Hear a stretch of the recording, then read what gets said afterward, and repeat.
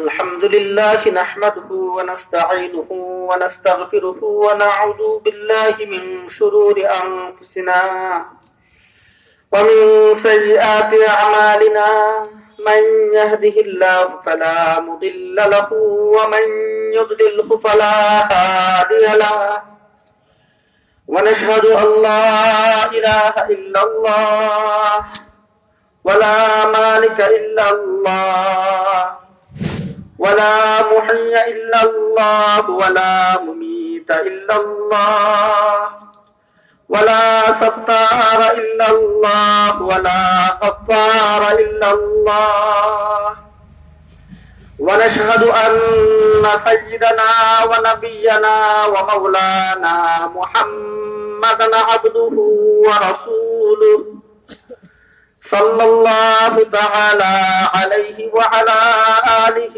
وأصحابه وبارك وسلم تسليما كثيرا كثيرا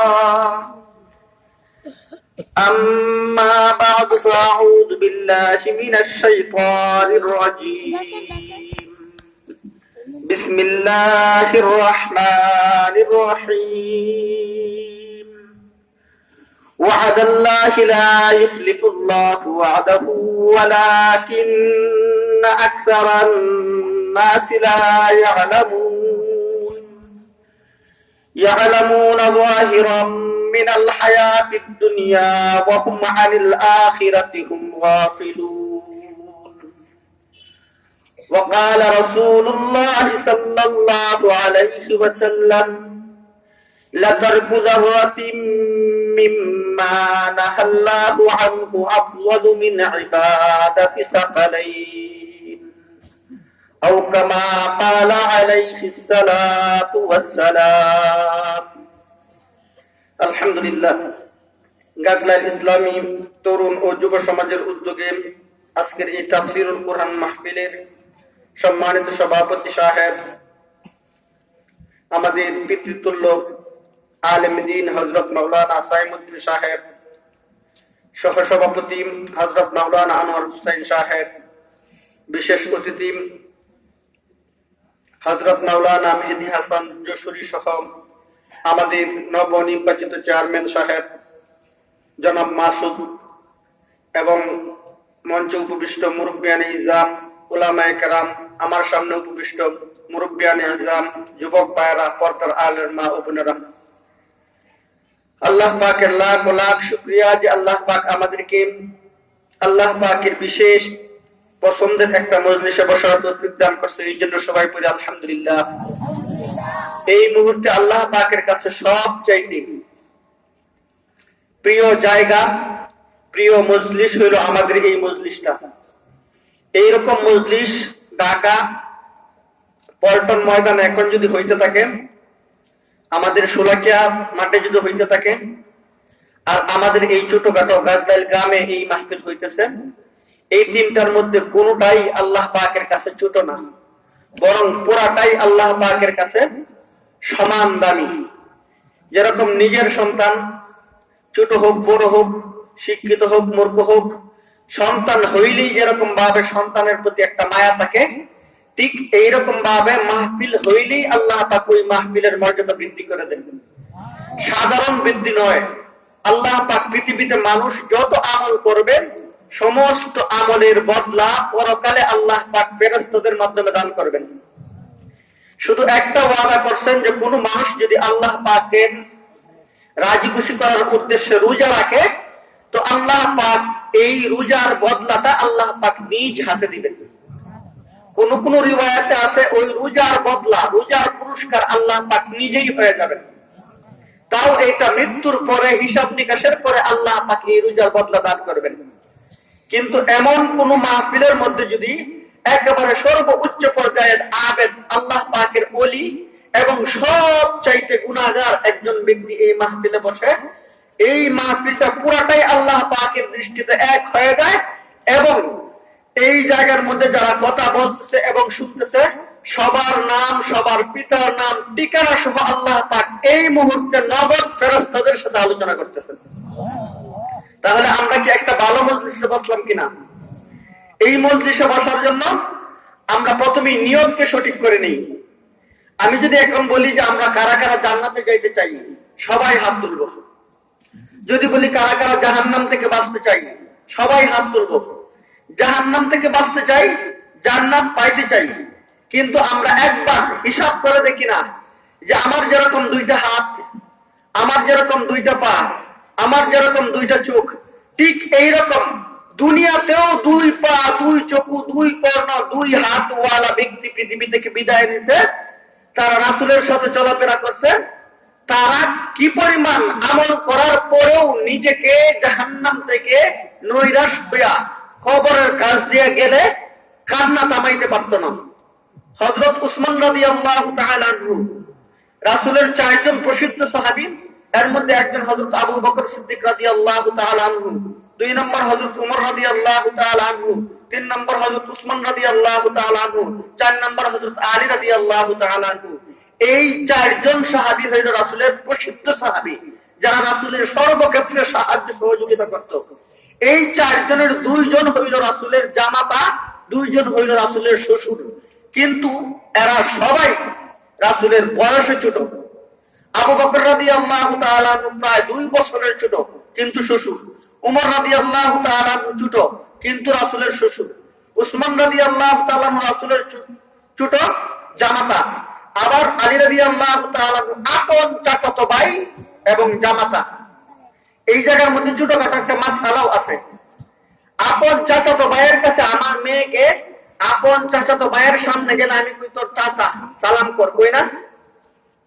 কিন্তু যদি ওই চাচাকেও সালাম করে আর চাচা মাথায় হাত বুলায় দোয়া করে, মা আল্লাহ পাক তোকে সুখী করুক, আল্লাহ পাক তোকে পরীক্ষায় উত্তীর্ণ করুক, আল্লাহ পাক তোকে জীবনভর সুখে রাখুক, যতবার হাত দিব আল্লাহ পাকের নাম লইয়া দোয়া করার পরেও প্রতিবার হাত দেওয়ার সময় প্রত্যেকটা বারে একটা করে জিনার গুনাহ হবে। এই জন্যই রাসূলের মতো ব্যক্তি আপন চাচাতো ভাইয়ের কাছে মেয়ে বিবাহ দিয়া দেখা গেছে যে তার কাছে বিবাহ দেওয়া যেহেতু বৈধ, এই জন্য তার সামনে যাওয়া জায়েজ নাই।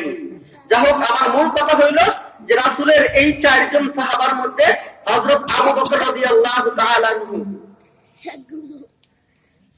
একবার তার বিবি সব বলছে যে আমি কিছু হালুয়া খাইতে চাই, অর্থাৎ আমরা যেরকম ভাবে পায়েস তৈরি করি এইরকম একটা মিষ্টি জাতীয় কিছু খাবার তৈরি করে খাবার মনে চাইতেছে, একটু ব্যবস্থা করতে পারবেন?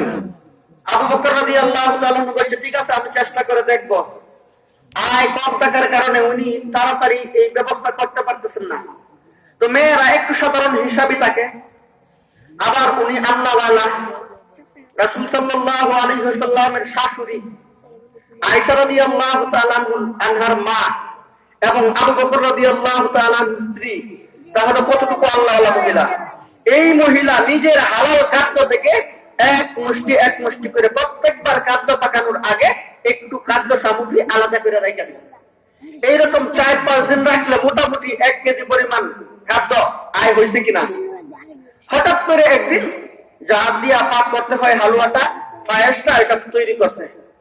করার পরে আবু বকর রাদিয়াল্লাহু তাআলা সামনে দিবেন।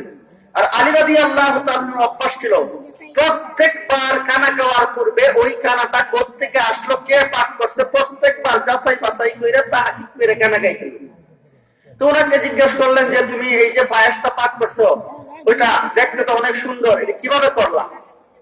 তার বিবি বলতেছে যে আমার প্রত্যেক দিনের খাদ্য থেকে অল্প অল্প করে জমায় রাইখা 1 কেজি পরিমাণ হয়েছে, ওই আজকে আমি ওই খাদ্যটা তৈরি করলাম। উমর রাদিয়াল্লাহু আনহু, আবু বকর রাদিয়াল্লাহু আনহু বলছে ইন্না লিল্লাহি ওয়া ইন্না ইলাইহি রাজিউন। এই কথা বলে সাথে সাথে উনি উঠে গেছেন। সাথে সাথে রাষ্ট্রীয় পোশাকের যে জায়গা থেকে তার বেতনটা আসে প্রতি মাসে, ওই জায়গায় গিয়া হিসাব রক্ষককে বলছে যে আজকের থেকে আমার যে খাদ্যটা, আমার বাটাটা দাও, ওইটার থেকে যদি 40 কেজি হয়ে থাকে তাহলে তুমি 39 কেজি করে দাও। 1 কেজি খাদ্য প্রতি মাসে আমার কম হইলেও চলবে। তাকে জিজ্ঞাসা করা হয়েছে এইরকম করলেন কেন? যে আল্লাহ পাক যদি আমার এই স্ত্রীর এই খাদ্য বাঁচানোর সিস্টেমটা জন্য একবার জিজ্ঞেস করে, হে আবু বকর তোমার স্ত্রী কেন এরকম করছিল, তাহলে বোঝা গেল 1 কেজি খাদ্য তোমার ঘরে বেশি নিছো। এই ভয়ে এর কারণে যদি আল্লাহ পাক আমাকে একটা ধমকি দেয়, এই ধমকি সহ্য করার ক্ষমতা আমি আবু বকরের নাই, এই জন্যই আমি এই কানাটা কুকাই নাই। হযরত উমর রাদিয়াল্লাহু তাআলা আনহু একবার তার সন্তান আবদার করছেন যে আব্বা আমাকে কিছু পোশাক বা অন্যান্য মার্কেট করার জন্য আমার কিছু টাকার প্রয়োজন।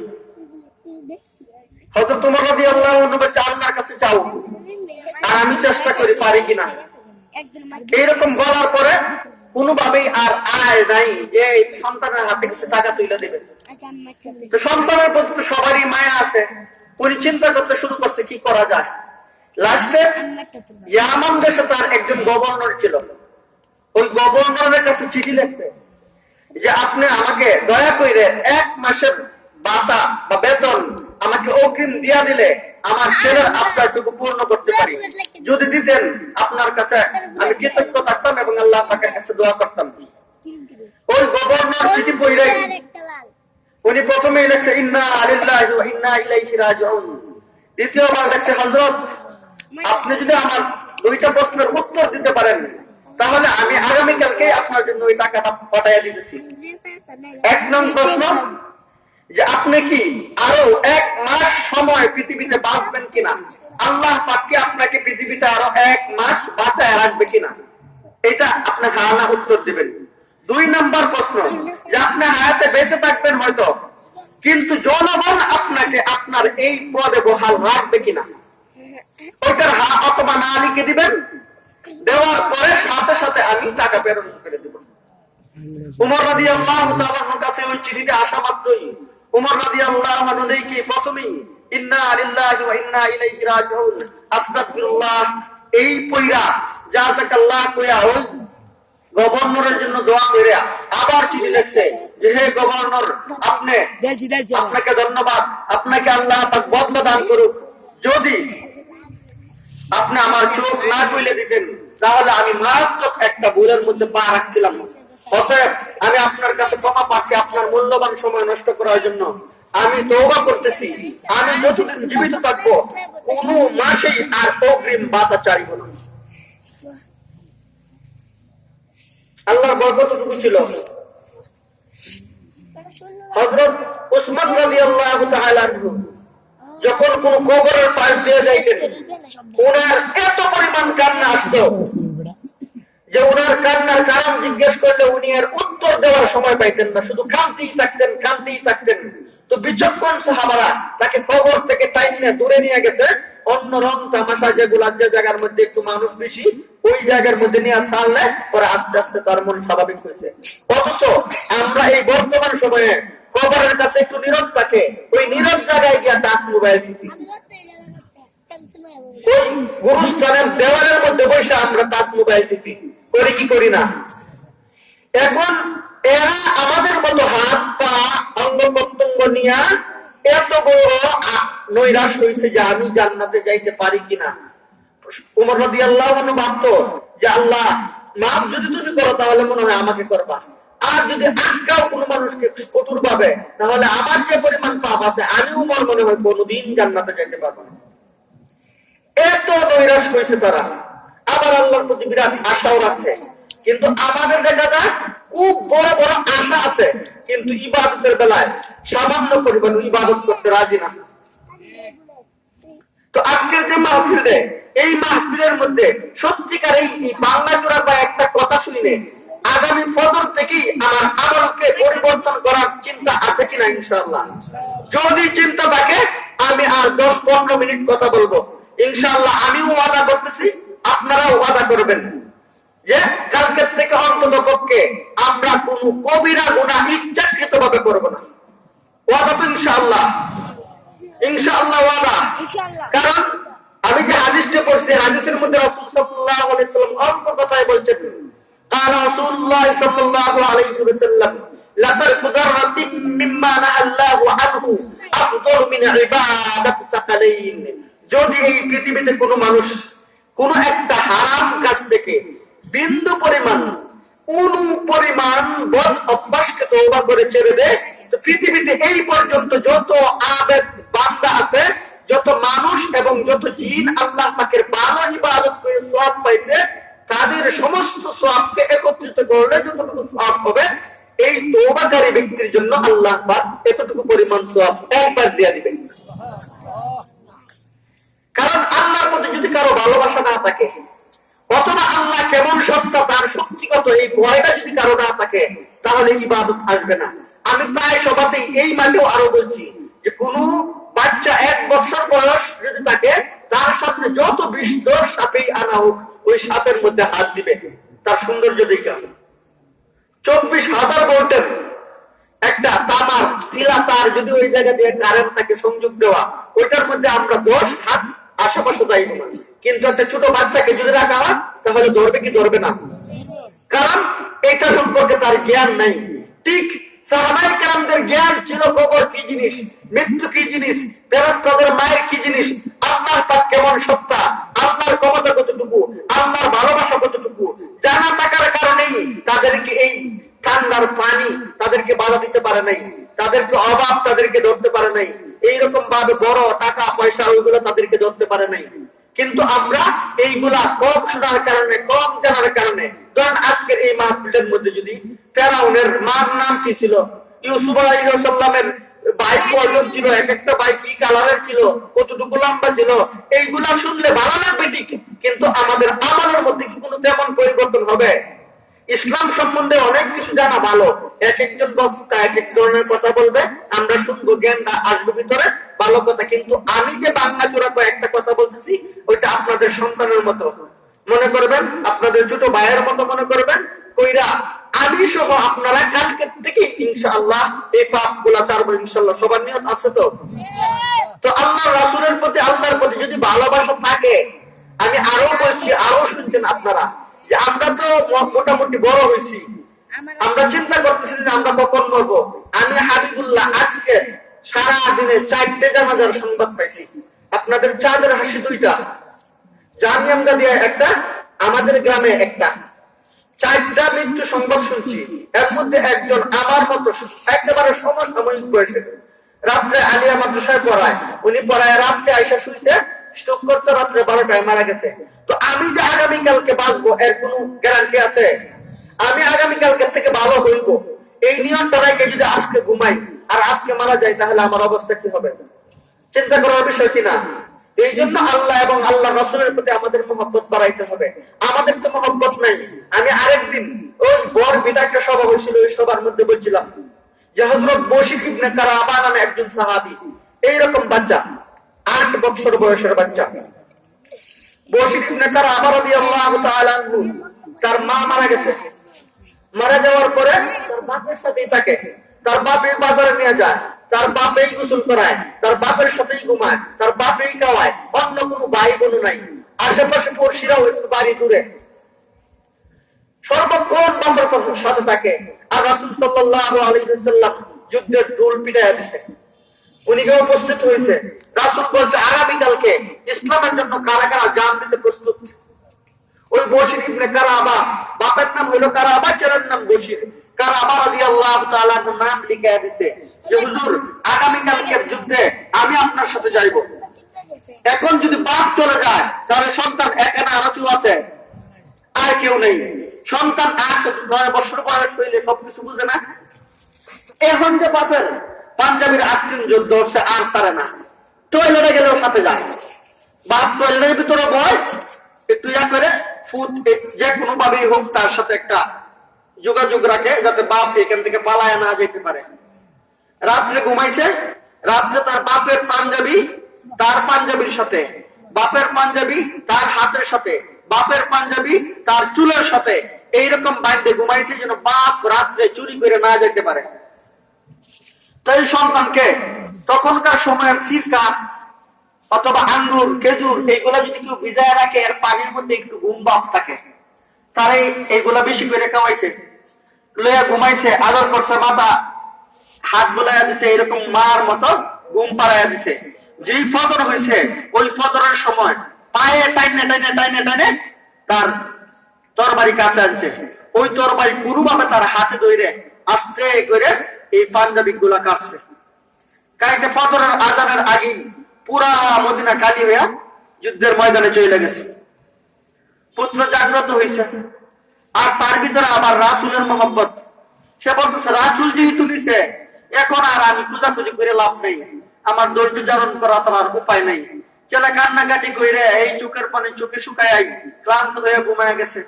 এই সন্ধ্যা হয়েছে, অন্য বাড়ির মানুষ আইসা একটু খাবার দিছে, একটু শোয়ার ব্যবস্থা করে দিছে। এইভাবে পুরা মাস চলে গেছে। লাস্টে অন্যান্য সন্তানদের সাথে ছেলেদের সাথে বলে যে আমার আব্বা রাত্রে আমাকে ঘুমন্ত অবস্থায় রাইখা এরকম পালায় গেছে, যদি আসে আমার আব্বাকে ধরবো, আমার আব্বা আমাকে এই দিতে হবে, আমার আব্বা আমাকে এই টাকা দিতে হবে, আমার আব্বা আমাকে এই খেলনা কিনে দিতে হবে। এইরকম বায়না গুলা সব তার বন্ধু বান্ধবদেরকে শোনাইতে শুরু করলো। আর শুনতেছে মদিনার থেকে, যুদ্ধের থেকে মদিনার দিকে দুইটা কাফেলা আসতেছে। এই দুই কাফেলার লাইন অনেক লম্বা, তাবলীগের লাইনের মতো। এই ছেলে পাগলের মতো ছুটতেছে, যাইতে যাইতে যাইতে যাইতে প্রথম কাফেলা শেষ, তার বাপের চেহারা নাই। মানুষের কাছে জিজ্ঞেস করে দ্বিতীয় কাফেলায় দেখতে পারো। দ্বিতীয় কাফেলায় দৌড়তে দৌড়তে শেষ পর্যন্ত গেছে, বাপের চেহারা নাই। একটু নৈরাশ্য ভাব নিয়ে, ক্লান্তি কমছে না বাড়ছে? ক্লান্তি, শরীরের শক্তি আরো কমে গেছে। লাস্টের ব্যক্তি বলছে যে বশির তুমি একটু সামনের দিকে দেখো, তোমার বাপ হয়তো চোখের পেছনে নাও দেখতে পারো। ওই বশির রাদিয়াল্লাহু তাআলা অবুর চাহনি, অবুর চোখ দিয়া আবার উল্টা দিকে দৌড়তেছে। মানুষ যেদিকে যাইতেছে এইদিকে যাইলে তার কষ্ট পারবে না, কমবে। তাদেরকে ধরতে চাইলে, পাস করতে চাইলে, ওভারটেক করতে চাইলে আরো গতি বাড়াইতে হবে না? আরো গতি বাড়ায় এরকম ভাবে সামনের দিকে যাওয়া শুরু করছে। যাইতে যাইতে যাইতে যাইতে একেবারে লাস্ট পর্যায়ে যাওয়ার পাশাপাশি একেবারে ক্লান্ত হইয়া, পরিশ্রান্ত হইয়া আর দৌড়ার ক্ষমতা নাই, মুখ থেকে লালা ঝরতেছে। ওই সময় রাসূল সাল্লাল্লাহু আলাইহি সাল্লামকে দেখছে। দেখা মাত্রই রাসূল সাল্লাল্লাহু আলাইহি সাল্লামকে জাবায়া ধরছে, ধরে বলতেছে যে হুজুর আমার আব্বা কোথায়? রাসূল সাল্লাল্লাহু আলাইহি সাল্লাম সাথে সাথে কান্দা দিবেন। অন্যদিকে চেহারা ঘুরায় রাসূল যখন কান্দা দিবেন, ওই বশির রাদিয়াল্লাহু তাআলা আনহু বলছেন যে হুজুর আমার জন্য, আমার মতো একটা পচা ছেলের জন্য আপনার চোখে পানি থাকবে কেন? আমার আর বোঝার বাকি নাই যে আমার আব্বা যুদ্ধে শহীদ হয়ে গেছে, আমি ধৈর্য ধারণ করলাম, আপনার চোখের পানি মুছে দেন। ওই ছেলের জামা দিয়া রাসূল সাল্লাল্লাহু আলাইহি সাল্লামের চোখের পানি মুছতেছে আর নিজে কাঁদতেছে। বারবার অভিনয় করে বলতেছে রাসূল এই যে আমি কান্দি না, আপনিও কাঁদেন না, আমি আর আমার আব্বার কথা বলবো না। রাসূল সাল্লাল্লাহু আলাইহি সাল্লামের কান্না আরো বাইরে গেছে। তাকে বুকে জড়ায় বলছে যে আজকের থেকে আমার স্ত্রী তোর মা, আমি তোর বাবা হয়ে গেলাম। এই 8 বছরের ছিল রাসূলের জন্য কতটুকু মায়া ছিল।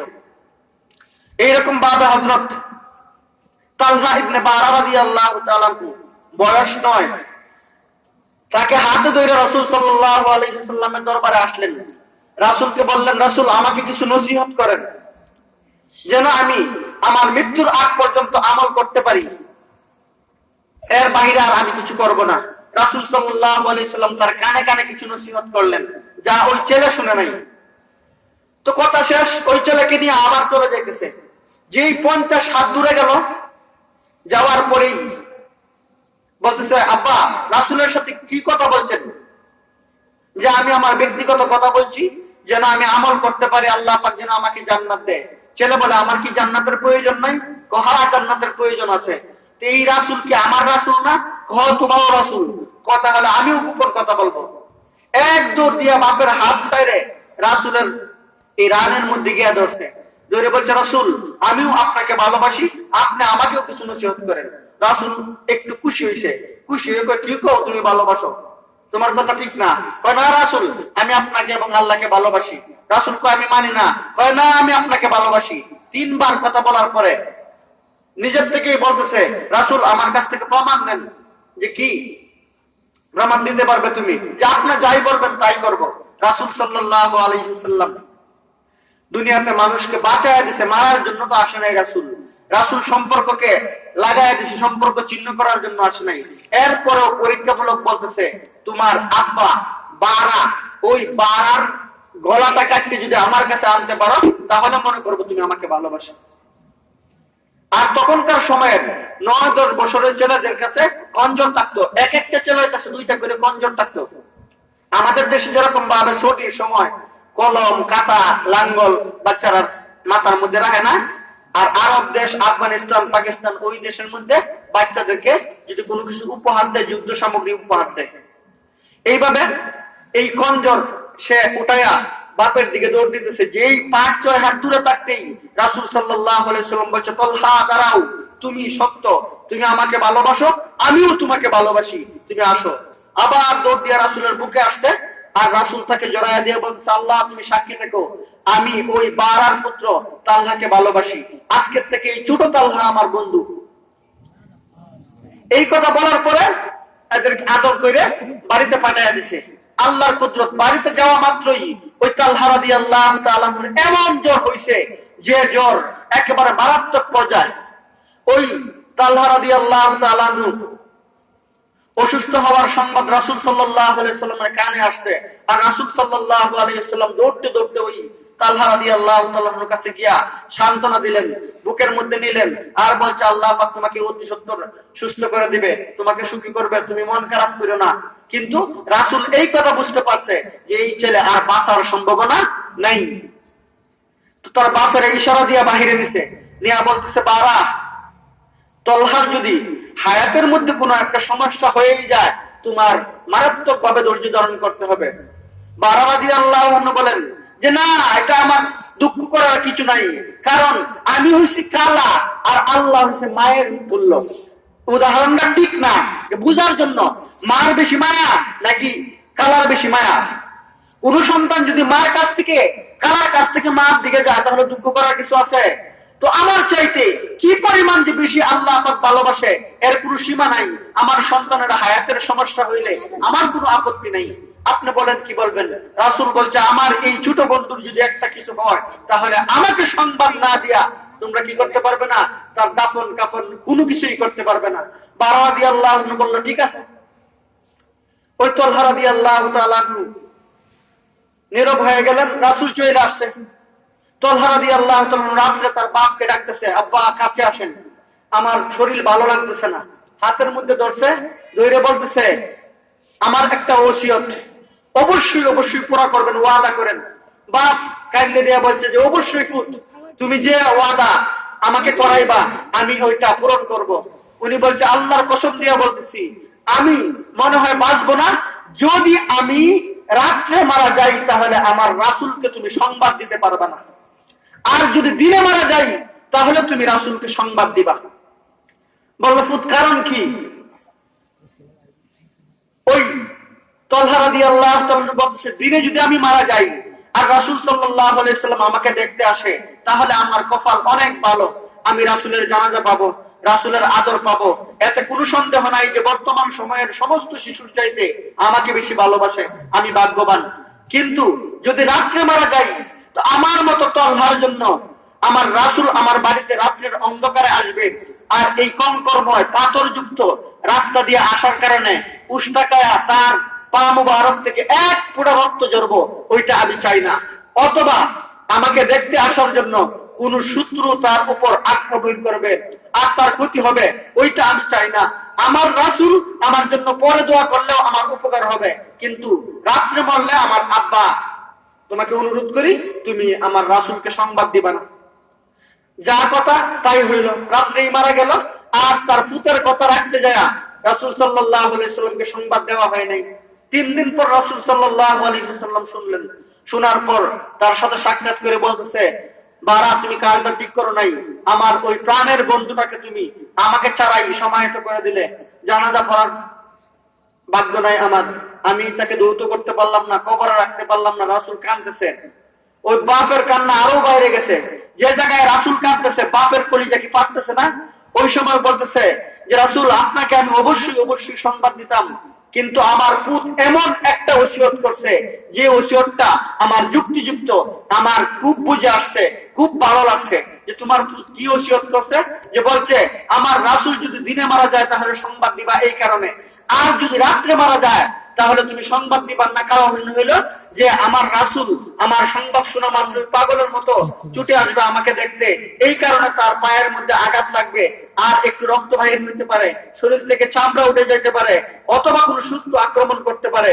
তো আমার মতো একটা কম দামা বাচ্চার জন্য রাসূলের শরীর মুবারক থেকে এক ফোঁটা রক্ত বাহির হবে, এইটা আমি চাই না। এই কথা বইলা আমার ফুত মারা গেছে, এই ফুতের কথা রক্ষা করতে যায় আমি আমি আপনাকে সংবাদ দেই নাই। রাসূল সাল্লাল্লাহু আলাইহি ওয়াসাল্লাম শব্দ করে কান্না শুরু করছে আর বলছে, আল্লাহ তুমি আমার কল্যাণকে আল্লাহ চিরতরে শান্তিময় জায়গার মধ্যে রেখে দাও। কত বছর বয়সের বাচ্চা? 9 বছর। এটা কি এমনিতেই হয়ে গেছে? এমনিতেই হয় নাই। আমরা যারা সন্তানের বাবা হইছি মনে করতেছি ভালো একটা স্কুলে পড়াইলাম, ভালো একটা চাকরি দিলাম, ভালো একটা দেশে পাঠাইলাম, ভালো একটা গাড়ি দিয়ে চলাচল করলো, তাহলে মনে হয় আমি সার্থক পিতা। হোটেলের মধ্যে বইয়ের থেকে বলতেছি, ভাই মরে গেলে ওরা আসে নাই। বড় ছেলে কানাডা আছে, ছোটটা মেয়ের বিয়া দিছে এমবিবিএস জামাইয়ের কাছে, আরেকটা এই বছর বিয়ে পাস করছে। এই এমবিবিএস জামাইরা, ইঞ্জিনিয়ার জামাইরা আসতেছে, খালি দিলেই হয়ে যায়। এখন আর আমার চিন্তা নাই। তোমার চিন্তা নাই, বরং তোমারই চিন্তা বেশি। তুমি কি পরিমাণ সিগারেট খাইতেছো, বিড়ি খাইতেছো, পান খাইতেছো, চা খাইতেছো, কত ঘন্টার পর ঘন্টা নষ্ট করতেছো। একবার তোমার আখিরাতের জীবনটা কতটুকু সুখের হবে একবার চিন্তা করলে না, তাহলে উন্নতই হয়েছে। এই জন্য আমরা যারা সন্তান লালন পালন করি, এরা মনে করতেছি যে মনে হয় ভালো লেখাপড়া করাইলেই একেবারে হয়ে গেল। কিন্তু না, আমি যে বিবাহ করলাম জীবনের একটা স্বাদ বা ইচ্ছা পূরণের জন্য বিবাহ করলাম। আমি বাচ্চা হইতে 3 বছর দেরি হইতেছে, কত কবিরাজ, কত ডাক্তারের কাছে দৌড়াদৌড়ি করে একবার মা অথবা আব্বা ডাক্তার শোনার জন্য। কিন্তু এই ডাক্তার সাথে কি পরিমাণ দায়িত্ব আমার উপর, ওইটা আমার লক্ষ্য নাই। আমরা প্রায়ই চিন্তা করে, আমি প্রায়ই বলি কিন্তু, যে আপনার এক ঘরের মধ্যে আপনার পরিবারের 6 জন মানুষ, 4 জন সন্তান আর স্বামী স্ত্রী। এর মধ্যে দেখা যায় আপনি ঘুমাইছেন, আপনার স্ত্রী ঘুমাইছে, 2 ছেলে 2 মেয়ে ঘুমাইছে, সবাই বালেগ। আপনি তাবলীগ করছেন, অথবা আলেম হয়েছেন, অথবা অন্য কিছু বক্তা মানুষ। আপনি চিন্তা করতেছেন বাড়ির থেকে ওযু করে যাওয়া সুন্নত, মিসওয়াক পড়া সুন্নত, পাগড়ি বাঁধা সুন্নত, ছোট ছোট কাজ দিয়ে মসজিদে যাওয়া সুন্নত, জামাতে নামাজ পড়া সুন্নত। আমি এটা করলে অনেক সওয়াবের ভাগী হইলাম। কিন্তু আপনার উপর হাজারো ফরজ ঘরের মধ্যে রয়ে গেছে, আপনি ভাবতেছেন আমার সওয়াব হবে। অথচ এই একটা মানুষকেও আপনি মায়ের দিয়া তোলার দরকার, কিন্তু কাউকেই ডাক না দিয়া বরং আরো কম্বলটা জড়ায় দিয়া পরে যাইতেছেন। আমরা করি কি করি না? করি কি করি না? একবার চিন্তা করেন, একটা মানুষ দুনিয়ার আগুনে পড়লে 3 মিনিট জ্বললে শেষ। আর যদি একটা মানুষ আখিরাতের আগুনের মধ্যে পড়ে, তাহলে এর শুরু আছে শেষ নাই। তাও আবার দুনিয়ার সমস্ত আগুনের চাইতে আর 70 গুণ বেশি শক্তিশালী আগুন জ্বলবে।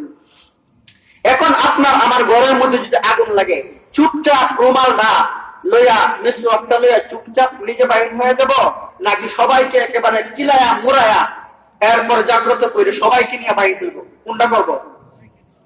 দুনিয়ার অল্প কোন সময় তাকে আর 40-20 হয়ে গেলে আর 40 বছর বাঁচবো। 40 বছর পৃথিবীতে বেশি থাকার জন্য যদি আমি পাগলের মতো এই সন্তান এবং স্ত্রী